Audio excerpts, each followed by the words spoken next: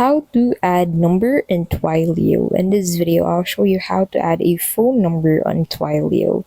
So to get started, go ahead and search for twilio.com into your preferred browser, sign in to your account, and then open the account where you want to add a phone number to.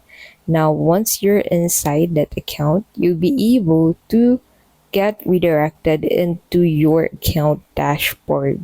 So to add a phone number in Twilio, you need to buy a programmable number from Twilio console. So you can buy phone numbers on Twilio on the phone numbers tab. So once you click on that phone numbers tab at the left side of your screen, you'll find a drop down.